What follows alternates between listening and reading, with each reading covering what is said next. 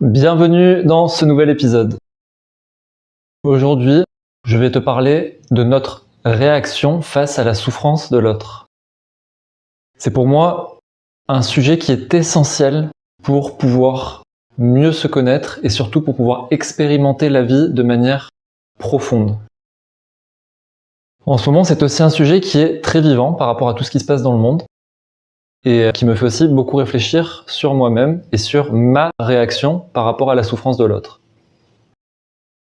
Il y a notamment en ce moment beaucoup de personnes qui me contactent depuis Gaza, donc ça c'est ce qui se passe concrètement, parce que j'organise des méditations pour la paix, parce que j'essaie de contribuer comme je peux, et donc ces personnes ont commencé à me voir sur les réseaux sociaux et à me contacter directement. Donc je reçois beaucoup de messages et de commentaires chaque jour. Donc ça m'a fait vraiment réfléchir à pourquoi est-ce que je ne réagis pas par rapport à ces personnes comme je le ferais pour ma famille, pour des gens très proches. Et je me rends compte que nous sommes vraiment conditionnés par rapport à notre image de la famille. Dans notre société moderne, la famille est pour nous un entourage très proche, avec lequel nous vivons généralement sous le même toit, en tout cas de notre famille proche, je parle, et on a tendance à créer un lien très spécial avec cette famille.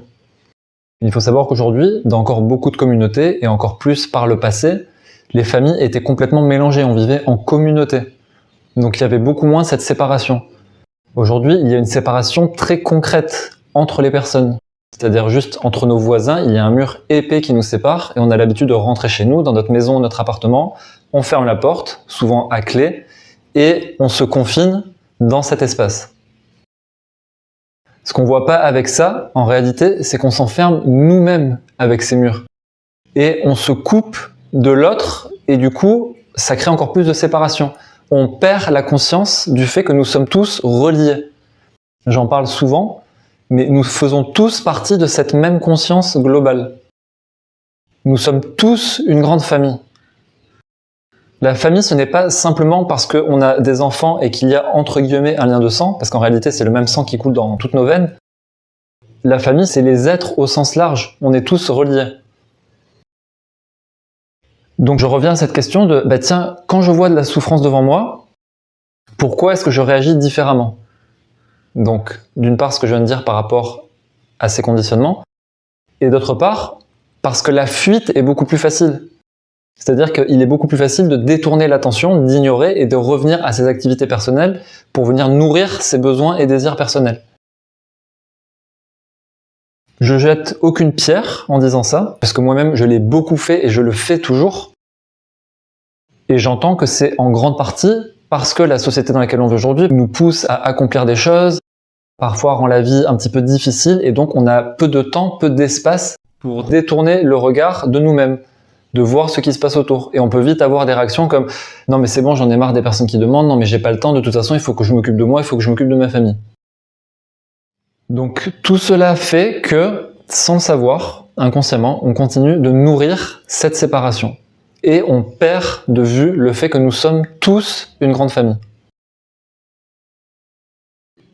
Je fais cet épisode aussi pour vous inviter à cette réflexion, en même temps que je l'ai pour moi-même, et voir qu'à chaque fois que vous rencontrez de la souffrance autour de vous, en fait, cette souffrance que vous rencontrez a le pouvoir de révéler quelque chose en vous, qui est en fait de révéler la réaction que vous allez avoir envers cette souffrance.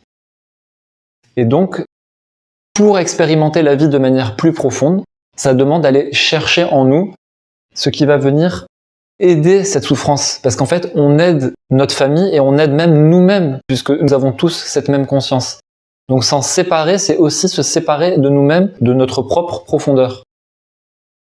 Je me rappelle d'un jour, il y a quelques mois, où j'étais allé aider une personne qui a pour habitude de venir en aide à des sans-abri. Et donc j'étais allé l'aider à nettoyer le refuge d'un sans-abri, d'une personne qui habite là depuis des années. Honnêtement, j'ai rarement fait quelque chose de si difficile dans ma vie. C'était vraiment très sale. On a nettoyé ça pendant peut-être 2 ou 3 heures. J'ai failli vomir plusieurs fois. Et je sentais qu'à chaque fois que je nettoyais l'endroit, ça venait vraiment toucher des choses en moi. C'était vraiment très profond. Je me disais, mais comment est-ce qu'on peut en arriver là? Et en même temps, je me disais que ça fait aussi partie de nous, puisque cet être humain, il fait aussi partie de cette humanité. Donc c'est nous qui le créons collectivement, et ça m'a vraiment fait quelque chose. Donc on a fait cette opération de nettoyage, et quand on a terminé, j'ai dit à la personne qui a organisé cette opération, je l'ai remercié, je lui ai dit vraiment merci d'avoir organisé ça, et ça m'a permis de lui venir en aide. Et il m'a dit mais c'est pas moi que tu dois remercier, c'est Gino. Gino étant le sans-abri. Et je dis ah bon, comment ça? Il me dit bah parce que grâce à lui, tu as pu révéler la générosité, la compassion en toi. Et là, ça m'a tellement touché quand il m'a dit ça. Même si je l'avais déjà entendu, mais là, ça m'a vraiment fait réaliser à quel point nous expérimentons ces polarités. Et à quel point, effectivement, c'est parce qu'une polarité existe que l'on peut expérimenter l'autre. Au même titre que on peut entendre du son parce que le silence existe, on peut prendre conscience de la vie parce que la mort existe, et ces personnes qui sont en souffrance, il peut y avoir des plus ou moins grandes souffrances, vont venir révéler quelque chose en nous aussi. Comme si elles avaient leur rôle à jouer dans cette incarnation. Est-ce qu'on est obligé de passer par des états de souffrance? Ça, c'est encore une autre question. Mais le fait est que, en tout cas, dans l'instant, tout ce que nous rencontrons dans notre expérience vient refléter quelque chose en nous. J'aimerais aussi vous lire un court passage d'un livre que je suis en train de lire en ce moment, et sur lequel je suis tombé ce matin, justement au moment où je me posais toutes ces questions de manière beaucoup plus profonde, et donc, très belle synchronicité, je tombe sur ce passage ce matin. Le livre s'appelle La soif de l'essentiel, de Reza Moghadassi. Très beau livre, c'est un tout petit livre, hein, ça se lit assez vite et il a un très petit format, comme vous pouvez le voir, ceux qui regardent en vidéo. Donc ce passage dit « Mais il n'y a pas que le refus de rencontrer sa douleur et sa fragilité pour nous fermer les portes de la soif. » Il parle de la soif de l'essentiel. « Il y a aussi la fuite devant le malheur des autres. L'absence de contact, volontaire ou non, avec les misères et les souffrances de nos semblables, nous maintient dans la superficialité. » Donc maintenant je cite, il cite une phrase de Gandhi.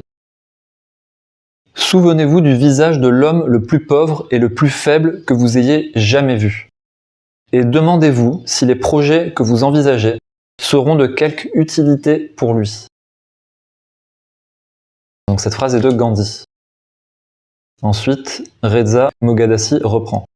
« Nous aurions tort de ne voir dans ce conseil qu'un appel à la générosité et à la solidarité. Pour Gandhi, tant que nous vivons étrangers à la souffrance d'autrui, nous sommes condamnés à vivre coupés de l'appel en nous à vivre une vie plus profonde. » Voilà, j'ai trouvé ce passage magnifique et il est totalement en cohérence avec ce que je vis aujourd'hui. Et donc, mon invitation pour vous qui écoutez ou regardez cet épisode, c'est de vous interroger et de voir quelle est votre réaction face à la souffrance du monde. Pourquoi est-ce que vous réagissez d'une certaine manière avec des personnes et d'une autre manière avec d'autres personnes? Qu'est-ce qui fait que cette réaction est différente? Et comment est-ce que vous pouvez davantage vous rencontrer en profondeur et aller voir qu'est-ce que cela peut révéler chez vous? De rencontrer des personnes qui sont dans une situation difficile ou des personnes que vous pouvez aider d'une quelconque manière, qu'est-ce que cela vient développer chez vous? La question ici n'est pas d'essayer de sauver tout le monde, parce qu'on peut rapidement se dire oui mais de toute façon on peut pas sauver tout le monde donc ça sert à rien, ou les gouvernements sont là pour ça, toutes ces choses. Non, c'est l'expérience que l'on vit chacun. Peut-être que vous aurez l'élan de vouloir sauver tout le monde, et peut-être que c'est cet élan qui va dégager une énergie telle que cela va répercuter sur des personnes autour de vous et que ça va lancer un mouvement plus grand. Mais l'intention va être là. Ça ne veut pas dire de mettre de côté toute votre vie. Je pense qu'on peut complètement trouver l'équilibre naturel et peut-être même que ça va venir nourrir justement votre vie et réveiller des choses dont vous n'aviez pas idée. Moi personnellement, c'est ce que c'est en train de faire. Je suis en train de m'en rendre compte là en parlant maintenant. Et je vous donne un exemple très simple. Là, ça fait plusieurs semaines, ça fait peut-être même 2 mois que j'ai commencé à organiser des méditations pour la paix, donc pour venir nourrir la conscience collective, qui ont lieu en français chaque samedi et en anglais chaque mercredi. Je les fais plus en français parce qu'en anglais, il n'y a pas encore assez de monde, parce que j'ai commencé à les développer en anglais plus tard, et ma communauté est surtout française. Mais en tout cas, pour ceux qui regardent donc en français, tous les samedis, rejoignez-la avec plaisir, c'est un espace offert. Vous trouverez le lien sur mon site internet yuvaltaillard.com. Je ferme cette parenthèse. Donc suite à cette action et à d'autres petites actions que j'ai pu faire pour essayer de contribuer par rapport à ce qui se passe aujourd'hui, de nombreuses personnes de Palestine me contactent en direct pour me dire qu'elles ont vraiment besoin d'aide, qu'elles sont dans une situation extrêmement difficile, elles n'ont pas de quoi manger, elles ont leurs enfants et tout ça. Et donc il y a beaucoup de collectes qui ont été organisées par ces personnes. Je me suis retrouvé un petit peu inondé de messages, mais en même temps, justement, ça faisait appel à cette chose plus profonde en moi qui me disait, mais en fait, je ne peux pas rester sans rien faire, en fait, c'est juste pas possible. Et donc j'ai donné de l'argent à plusieurs de ces personnes, mais je ne peux pas donner à tout le monde. Je n'ai pas assez d'argent pour donner à tout le monde. Et c'est pas comme ça pour moi que ça pourra fonctionner, puisque de toute façon, il y a une quantité énorme de personnes qui ont besoin d'aide. Et donc, ce n'est qu'en se mobilisant tous qu'on pourra réajuster les choses et rééquilibrer et pouvoir tous s'entraider les uns les autres. Donc pour les aider au mieux, j'ai créé une page sur mon site internet qui référence ces personnes qui m'ont contacté avec leur collecte, le lien vers chaque collecte et également le lien vers leur compte Instagram pour pouvoir discuter avec elles. Parce qu'il y en a beaucoup à qui ça peut aussi faire beaucoup de bien de simplement discuter, échanger avec elles. Donc vous qui écoutez cet épisode, n'hésitez pas d'ailleurs à aller sur mon site et à aller contribuer n'importe quel montant au nombre de personnes que vous pouvez parce qu'elles en ont vraiment besoin. Tout ça pour vous dire que ça a déclenché cette réaction chez moi. Et si toutes ces personnes ne m'avaient pas contacté, je n'aurais pas réalisé à quel point elles souffraient. Donc en fait, c'est comme si ça m'avait réveillé. Et j'aurais pu choisir de l'ignorer et de revenir à mes propres besoins personnels, mais ça a réveillé quelque chose en moi. Ça n'empêche que je ne suis pas tout le temps tourné vers elle et vers cette souffrance, parce que je n'en ai pas encore conscience tout le temps. Je suis aussi encore tourné vers mes besoins et désirs personnels. Mais je vois qu'il y a quelque chose qui s'est élargi dans ma conscience et qui me fait davantage réaliser que ces personnes sont en fait plus proches de moi que ce que je ne peux le penser.